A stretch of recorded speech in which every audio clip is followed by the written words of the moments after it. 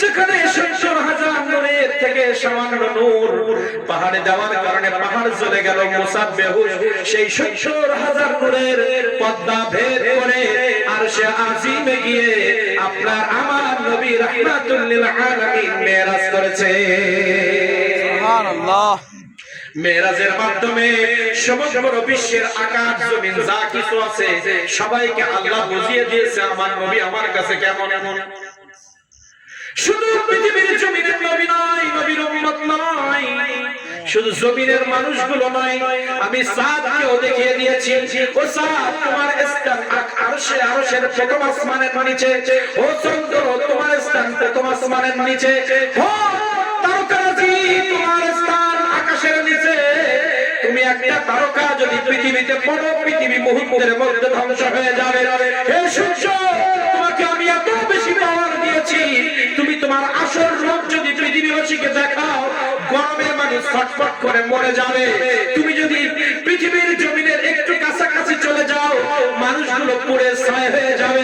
তোমার এত পাওয়ার, এই পৃথিবীর থেকে লক্ষ লক্ষ গুণ বড় তোমার সাইজ। এই পৃথিবী তোমার কাছে একটা মাছের মতো। সমস্ত পৃথিবী যদি এক জায়গায় করে ফুটবলের মতো চাঁদের দিকে আমরা নিক্ষেপ করি, চাঁদ বলবে আমার গায়ে একটা মাছি এসেছে। এমন বড় চাঁদ, সেই চাঁদকে আল্লাহ তাআলা বলে সেই সূর্য, যে সূর্যের আলো আমরা পৃথিবী মানুষ ভোগ করি। সমগ্র পৃথিবী, America, Australia, Canada, Bangladesh, Bharat সব কিছু এক জায়গায় করে America, Bharat, Australia, Canada, Thailand সহ পৃথিবীতে যত রাষ্ট্র আছে সমগ্র রাষ্ট্রের মানুষগুলোকে এক জায়গায় করব। সমগ্র রাষ্ট্রের বাড়িগুলো এক জায়গায় করেন, সমগ্র রাষ্ট্রের সম্পদগুলো এক জায়গায় করেন, বিমানগুলো, পরমাণু অস্ত্র সব এক জায়গায় করে আপনি সূর্যের দিকে নিক্ষেপ করেন। সূর্য বলবে আমার গায়ে একটা মাছি আঘাত করেছে, কিছুই মনে হবে না।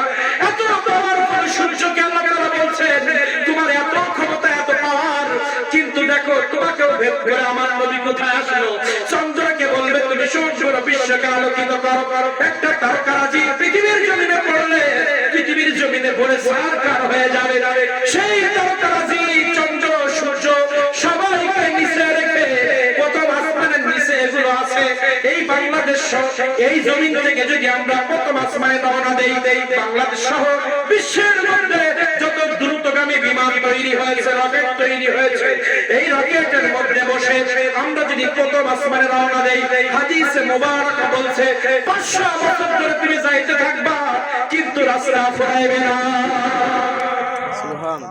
সেখান থেকে দ্বিতীয় আসমান 500 বছরের রাস্তা, তৃতীয় আসমান 500 বছরের রাস্তা, চতুর্থ আসমান 500 বছরের রাস্তা, পঞ্চম আসমান 500 বছরের রাস্তা, ষষ্ঠ আসমান 500 বছরের রাস্তা, সপ্তম আসমানের পরে আরশে আজিম আল্লাহর সাথে দিদার করেছেন।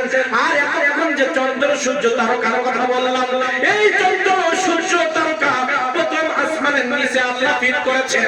এই তারকা একটা পৃথিবীতে পড়লে পৃথিবী ধ্বংস হয়ে যাবে। তাহলে প্রথম আসমান, দ্বিতীয় আসমান, তৃতীয় আসমান, চতুর্থ আসমান, পঞ্চম, ষষ্ঠ, সপ্তম ভেদ করে আরশে আজিমে গিয়ে আমার নবীজিকে আল্লাহ ভ্রমণ করার উদ্দেশ্য এটাই। আল্লাহ চন্দ্রকে বুঝাইতে চাইলেন তোমার থেকে আমার নবী বড়, চন্দ্র সূর্যকে বুঝাইতে চাইলেন তোমার থেকে আমার নবী বড়, চাঁদকে বুঝাইতে চাইলেন তোমার থেকে আমার নবী বড়, আকাশকে বুঝাইতে চাইলেন তুমি যতই বৃষ্টি দাও আর যতই শীত দাও তোমার থেকে আমার নবীর পাওয়ার বড়। প্রথম আসমানের ভিতরে যা কিছু আছে সবাইকে বুঝাইতে চাইলেন তোমাদের থেকে আমার নবীর পাওয়ার বড়। দ্বিতীয় আসমানে যারা আছে তাদেরকে বুঝাইতে চাইলেন তোমাদের থেকে আমার নবী বড়। প্রত্যেক আসমান ওয়ালাদেরকে আল্লাহ তাআলা বুঝাইতে চাইলেন, সমগ্র ফেরেশতাদেরকে আল্লাহ বুঝাইতে চাইলেন। প্রত্যেক স্তরে ফেরেশতা রয়েছে, সমগ্র ফেরেশতাদেরকে আল্লাহ বুঝাইতে চাইলেন তোমাদের থেকে আমার নবীর পাওয়ার বড়। আকাশের সব কিছুকে আল্লাহ বুঝাই দিলেন, জান্নাতকে বুঝাই দিলেন তুমি তো জান্নাত, মানুষগুলোকে আরাম দিবে, জান্নাতের থেকে আমার নবীর পাওয়ার বড়। আল্লাহ রাব্বুল আলামিন শুধু সপ্তম আসমানের মধ্যে যা কিছু আছে তাদেরকে নয়, 1,24,000 মতান্তরে 2,24,000 নবীর মধ্যে আমার নবীর পরে এই পৃথিবীর জমিনে আদম তো ঈসা যত নবী পৃথিবীর জমিনে আসছে সবার মধ্যে মুসা আলাইহিস সালামকে আল্লাহ বেশি পাওয়ার দিয়েছিলেন। মুসা আলাইহিস সালামকে মুজিজা দিয়েছিলেন। সেই মুসা আলাইহিস সালামকে আল্লাহ তাআলা দেখলেন আমার নবীজি মসজিদে হারাম থেকে মসজিদে আকসা, এই লাইলাতুল মেরাজ, এই রাতের মধ্যে আমার নবীজি মসজিদে হারাম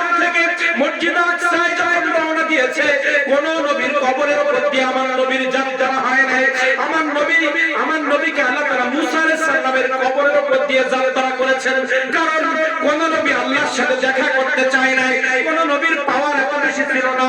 লাঠি জমিনে দিলে সাগরে রাস্তা হয়, লাঠি জমিনে দিলে হাজার হাজার জাদুকরের জাদু খেয়ে ফেলে। এ কেমন মুজিজা একটা লাঠির মধ্যে! সেই নবীকে আল্লাহ তাআলা দেখালেন, হে মুসা, তুমি আমার সাথে দেখা করতে চেয়েছিলে, তুমি একটু রজবের 26 তারিখ ওই রাতের মধ্যে একটু তাকিয়ে দেখো, তোমার মাজারের উপর দিয়ে আমার নবী যাইতেছে। আমার নবীজি মেরাজ থেকে আসার পরে আবু বকরকে বলতেছে, আমি যখন মসজিদ হারাম থেকে মসজিদ আকসায় রওনা দিয়েছি, যাওয়ার মধ্যে আমি মুসা আলাইহিস সালামের কবরের উপর দিয়ে যখন যাচ্ছি, আমি রাসূল দেখেছি মুসা আলাইহিস সালাম কবরের মধ্যে দাঁড়িয়ে দাঁড়িয়ে নামাজ আদায় করতেছে। কিছু কথা শোনাই নেই, অল্প সময় অনেক কথা। একটু আমাদের কনসেপ্ট, আমার নবী নবী কি জিনিস, আমার নবীর জন্য কি করণীয়, এই মিলাদুন নবী কেন করে, আমার নবীর জন্য মানুষ কেন জীবন দেওয়ার জন্য প্রস্তুত, সেই নবীকে আগে চিনতে হবে। তাহলে আমাদের ইবাদত বন্দেগী আল্লাহ কবুল করবেন। আমি যতই ইবাদত করি, নবী মাইনাস করলে আল্লাহ সেখানে নাই। আল্লাহ বলছে, নবী যেখানে আমি সেখানে। আতিউল্লাহ ওয়া রাসূল, আমার আনুগত্য করতে হলে আমার নবীর কদমে যাও। আল্লাহ তাআলা বললেন, পৃথিবীর একটা স্লোগান দিয়ে আলোচনা ঘোরাই দিই। আল্লাহ তাআলা বললেন, হে পৃথিবীর মানুষ, তোদেরকে আমি সৃষ্টি করেছি, আমি তোদেরকে ভালোবাসবো, এটাই স্বাভাবিক। কিন্তু আমি আল্লাহ, আমার ভালোবাসা কোন নারী, কোন পুরুষ, কেউ যদি আমার ভালোবাসা অর্জন করতে চায়, পৃথিবীর কোন গাছ, কোন পশু, কোন চন্দ্র সূর্য, কেউ যদি আমি আল্লাহ আমার ভালোবাসা পেতে চায়, ফাত্তাবিউনি, আমার নবীর গোলামি ছাড়া আমি ভালোবাসবো না। কুল হে নবী আপনি বলেন, কুল হে নবী আপনি বলেন, ইন যদি কুনতুম তারাসাই, এই তারা মানে কারা? আমরা। আল্লাহ তাআলা আমার নবীকে বললেন, কুল হে নবী আপনি জবান দিয়ে পৃথিবীর সব বাসীকে জানায় দিন, ইন যদি কুনতুম তারাসাই, হতে পারে সে নারী, হতে পারে পুরুষ, যেই হোক না কেন, সে যদি চায় তুহিব্বুনাল্লাহ, আমি আল্লাহ তাকে ভালোবাসি, এটা যদি সে চায়, হে নবী ফাত্তাবিউনি, তারা আপনাকে মেনে নিক। আপনাকে যদি মেনে নেয়, ইউহিব্বুকুমুল্লাহ, আমি আল্লাহ তাকে ভালোবাসা শুরু করব। আপনার খুশি করলে তারপরে আমি আল্লাহ আমার ভালোবাসা, আর আমার ভালোবাসা যখন কোন বান্দার উপরে পড়বে, ওয়াগফির লাকুম যুনুবাকুম, যত জীবনে গুনাহ আছে, যুনুব মানে এখানে ছোট কোনো গুনাহ নাই, কোনো গুনাহর নাম নির্দিষ্ট নাই, জীবনে যত গুনাহ আছে, যুনুবাকুম ওয়াগফির লাকুম যুনুবাকুম, জীবনের সব গুনাহ হে নবী আমি আর ইত্তিবার কারণে আমি maaf করে দিব। সুবহানাল্লাহ। তাহলে গোলামির জায়গা আল্লাহ তাআলা বললেন, নবীর গোলামি করে আমার কাছে আসতে হবে। নবী নবী করলে আমি আছি, শুধু নবী বাদ দিয়ে আল্লাহ বললে আমি আল্লাহ নাই। এটা আতিউল্লাহ ওয়া রাসূল আয়াতের ব্যাখ্যা।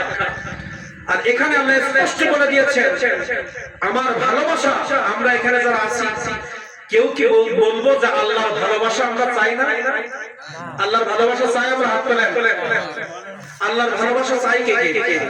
ইয়া রাসূলুল্লাহ, ইয়া হাবিবাল্লাহ, ইয়া রাসূলুল্লাহ, তুমি জীবন, তুমি মরণ, সবাই বলেন, তুমি জীবন, তুমি মরণ, আধার ঘরে তুমি আপন, তুমি